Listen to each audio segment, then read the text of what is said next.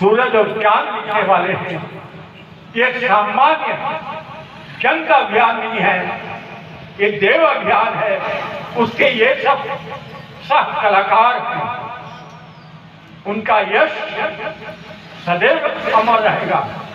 एक घटना सुनाता हूं महाभारत की, फिर मैं वाणी को विराम देंगे। कुरुक्षेत्र का मैदान काफी बड़ा। कुरुक्षेत्र तो हरियाणा में है, लेकिन उसका विस्तार राजस्थान तक था। युद्ध के चौथे दिन अर्जुन को घेर कर लड़ाई लड़ते हुए अलवर के पास ले गया, राजस्थान के छोर में। संध्या हो गई, अब उनके लौटने की कोई संभावना नहीं थी। तब कौरवों ने सोचा कि चक्रव्यूह रचनी चाहिए, क्योंकि चक्रव्यूह का भेदन करना सिवाय अर्जुन का किसी को नहीं आता था। और आज उन सब कौरवों को कल हम मार डालेंगे। चक्रव्यूह की रचना की जाने लगी।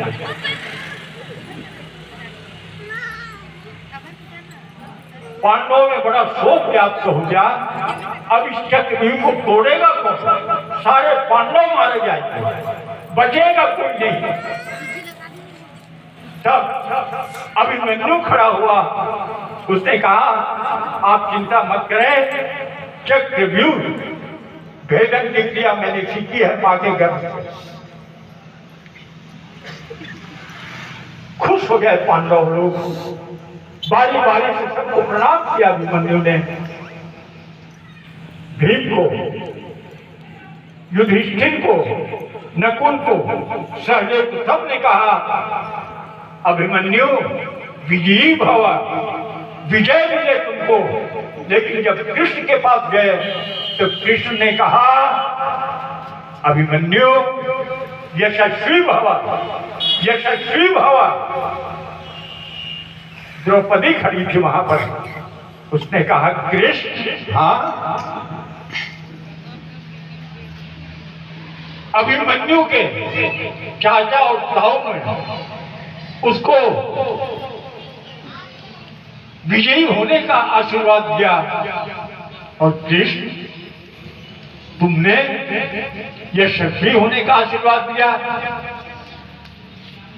जीतने का आशीर्वाद नहीं दिया। उसने कहा पांचाली मैं नहीं जानता वो विजयी होगा कि नहीं होगा, वो युद्ध जीतेगा कि नहीं जीतेगा, वो चक्रव्यूह को तोड़ पाएगा कि नहीं तोड़ पाएगा। लेकिन मैं इतना कह सकता हूँ, जब कभी भी इतिहास गाया जाएगा इस पूरे महाभारत में, अगर कोई सत्य कोई यशस्वी योद्धा होगा, उसका नाम क्या होगा? उसका नाम क्या होगा? अभिमन्यु होगा। अभिमन्यु जैसा यशस्वी योद्धा कोई दूसरा नहीं होगा। आप लोग कौन हैं? आप लोग कौन हैं? महाभारत की लड़ाई लड़ी जा रही है, उनके आप अभिमन्यु हैं। मेरे बहन और भाई, जो इस यज्ञ में ये यज्ञ चल रहा है, आहुति दी जा रही है हर दिन 24 घंटे। मित्रों, आप जो लोग इस योजना में, इस गायत्री परिवार के कार्यक्रम में, इस मंदिर के कार्यक्रम में जो सहभागी हैं, आप लोग सफल होंगे नहीं होंगे ये तो मैं गारंटी नहीं दे सकता। लेकिन इतना आप जरूर नोट कर लें, अगर आपकी छोटी सी भी भूमिका है तो आपका यश जीवन पर्यंत, कई जीवन तक आप अक्षुण्ण बना रहेगा। ये मैं नहीं कहता, मेरे परम गुरुदेव का आशीर्वाद है कि जो भी मेरे काम से जुड़ा रहेगा उनको यश मिलता रहेगा। इसी साथ में अपनी वाणी को विराम देता हूँ।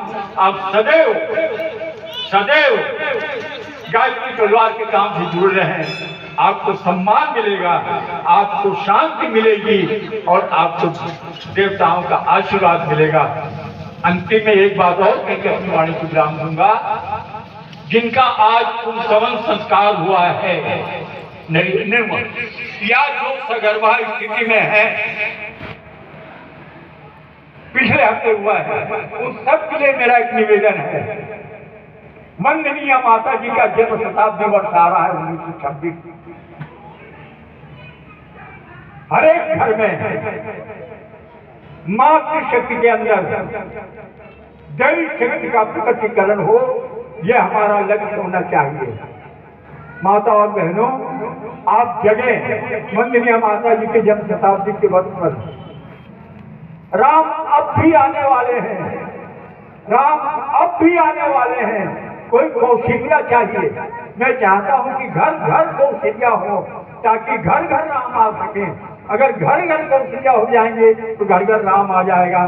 एक कवि ने एक बात कही है, इसी के साथ अपनी वाणी को विराम दूंगा। आज की हालत को देखकर आज हर एक घर हलाकान है, हर एक घर परेशान है। अगर कोई घर परेशान है तो औरों के कारण नहीं, केवल अपने संतान के कारण परेशान है। माता पिता का सबसे बड़ा दुख क्या होता है मालूम?